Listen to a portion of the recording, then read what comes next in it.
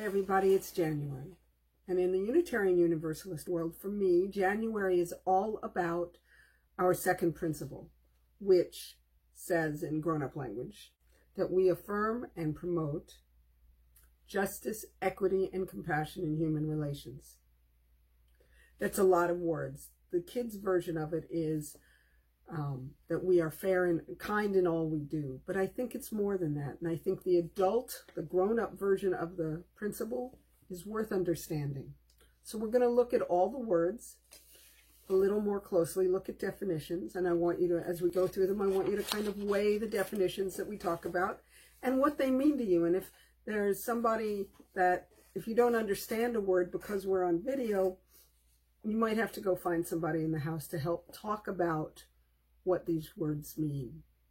And then I'm going to tell a couple of Aesop fables, which you probably may have heard before.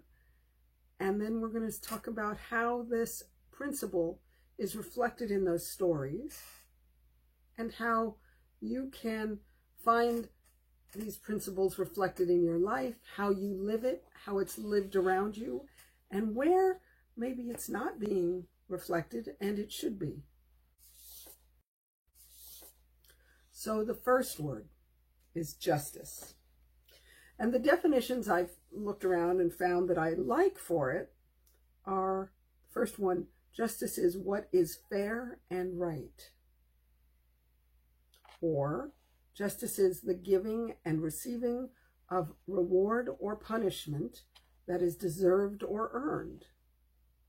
Or that justice is a person whose job is helping to solve disagreements and support what they understand to be fair and right.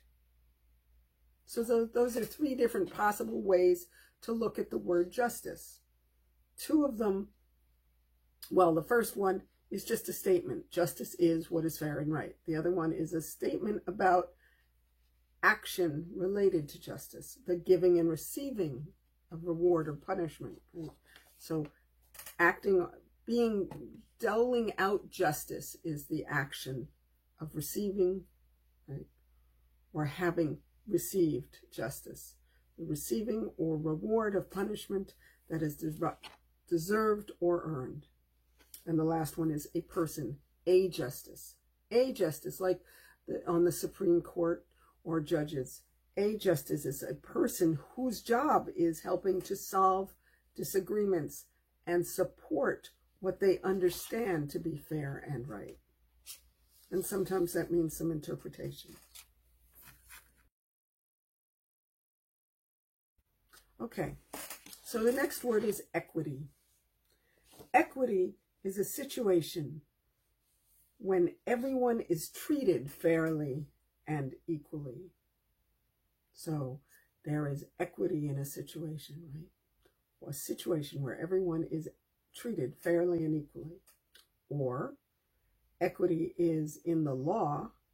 This is a lot of words. So in the law, a system supplementing, and supplementing means helping, adding something additional. A system, a way of doing something, a system supplementing the common law, the law that we all know about, right?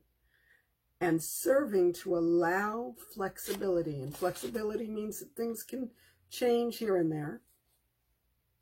Serving to allow flexibility in cases where strict application of the law would result in hardship or unfairness. So a system that helps out the law and serves to allow flexibility, adjusting, right? When strict application of the law, when the exact rules, word for word rules, would result in hardship or unfairness.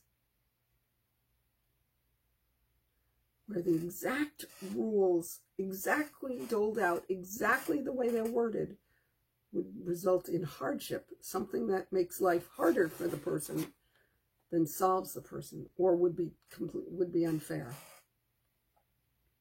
And the third definition, equity, is something that is impartial or fair.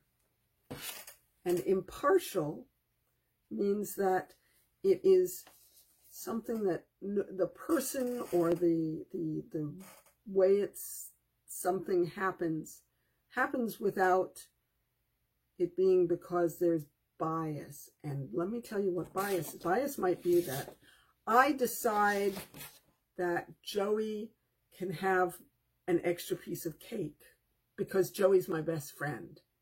I'm partial to Joey. But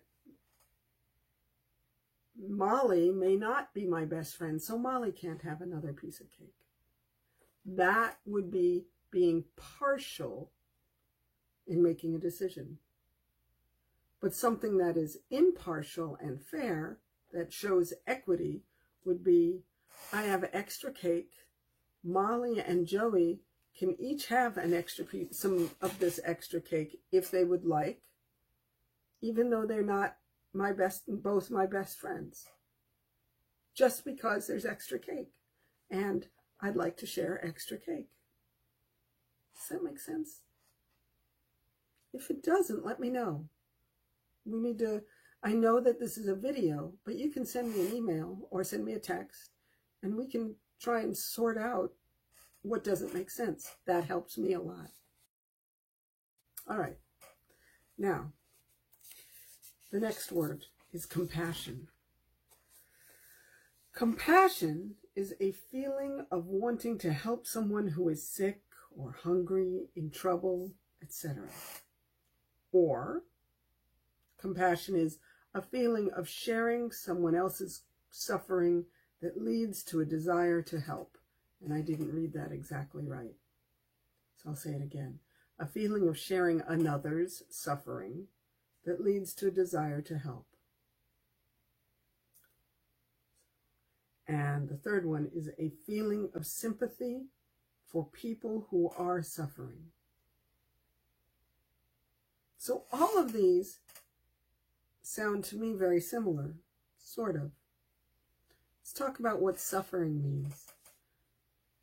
Someone is suffering when they're struggling, when it's hard to do something, when it's hard to survive, when it hurts, when they're in pain, and they can't get other things. They're so caught up in the pain, or when they're really sad, when they're really hungry, or when they're sick, feeling miserable, and you can't think about anything else. That's suffering.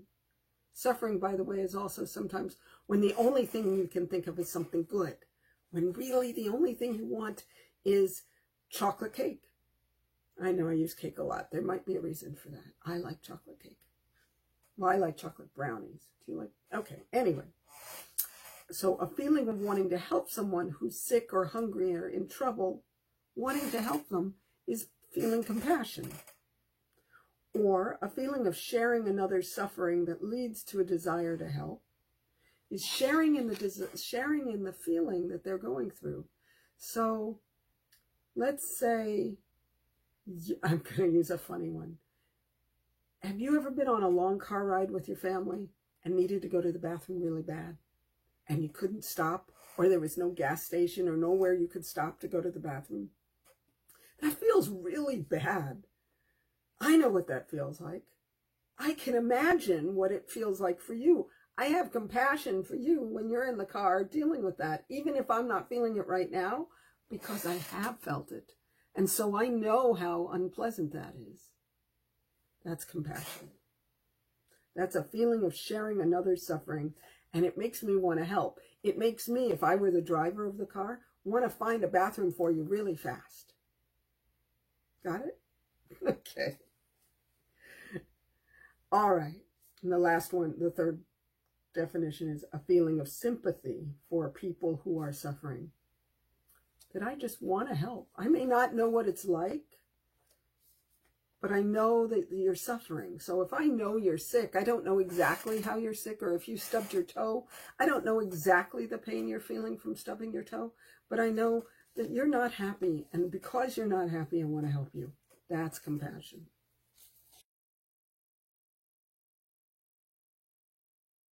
Human relations. Relationships between groups of people, especially between workers in a place of work, or the study of these relationships. That's human relations. It says between people in a place of work, but could be people in school. Human relations is also the ways that people or groups or nations communicate and act with one another. So human relations is about relationships, right? It's about how we get along with one another. Sometimes it's in work or in school. Sometimes it's bigger groups, right? It's your church, it's your family. It's how you interact. How are we all living our lives, and how do these 4 squares, justice, equity, and compassion, in our human relations affect our lives? Okay, I'm going to tell you a couple stories. This one is The Lion and the Mouse. A lion lay asleep in the forest. His great head was resting on his paws, and a timid little mouse was scurrying through the forest and accidentally scrabbled over the paw of the lion.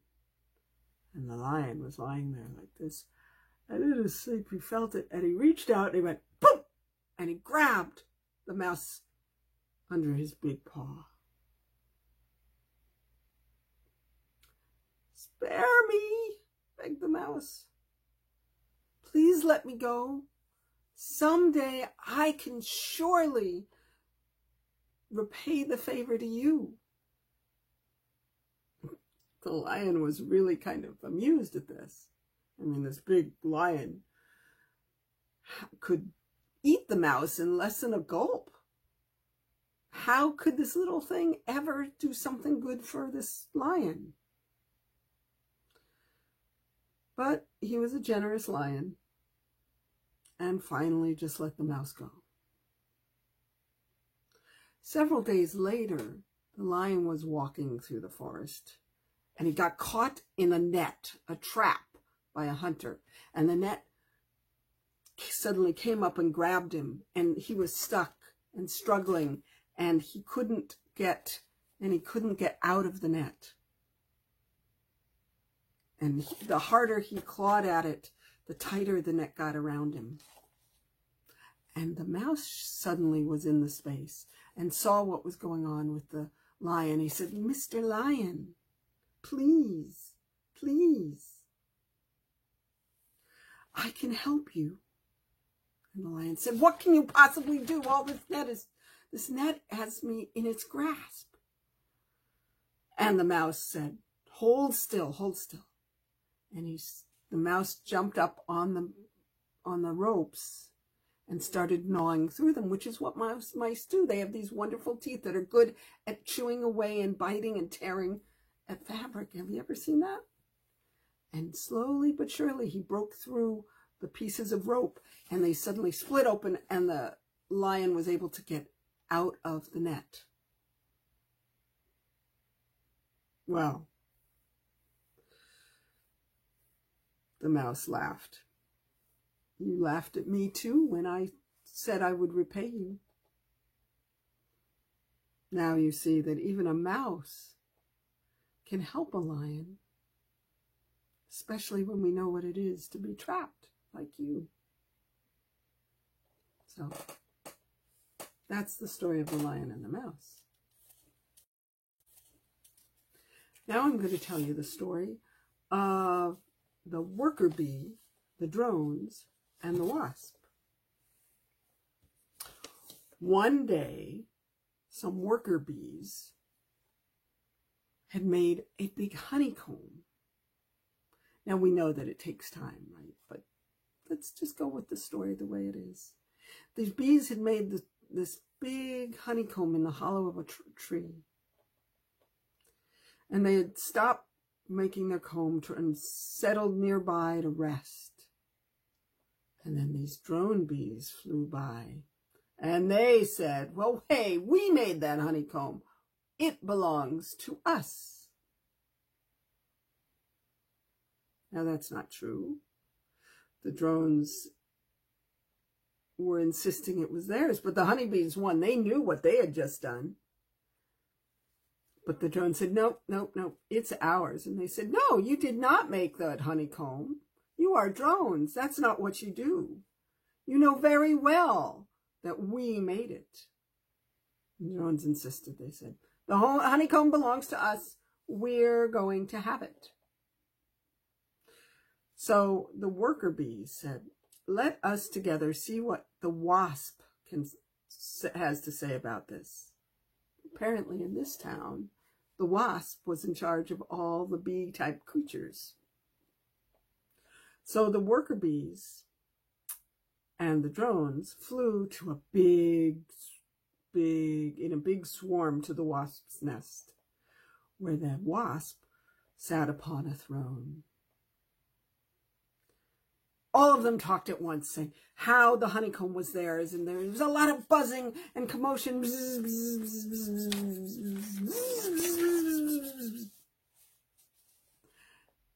Well, you worker bees and you wasps, said you worker bees and you drones, said the wasp, are so much alike in shape and color and sound that I cannot easily tell the difference and figure out which of you made the honeycomb and which of you did not.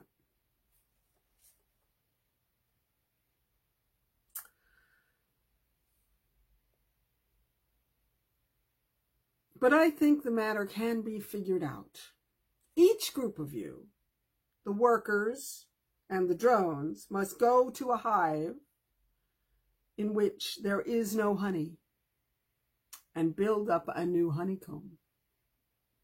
The group that makes the honeycomb and the honey, like the one found in that old oak tree that you're fighting about, must be the owner of that honeycomb tree. All right, said the worker bees. We will do it. What do you think the drones said?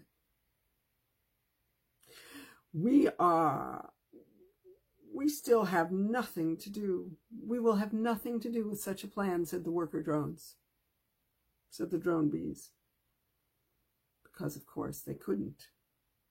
So the wasp said, I see the worker bees are ready to make another honeycomb. But the drones don't want to do it. That must be because they do not know how. Surely they did not make that first honeycomb. It belongs to the worker bees. The drones buzzed away, for they knew the wasp was right, and they didn't know how to make a honeycomb at all.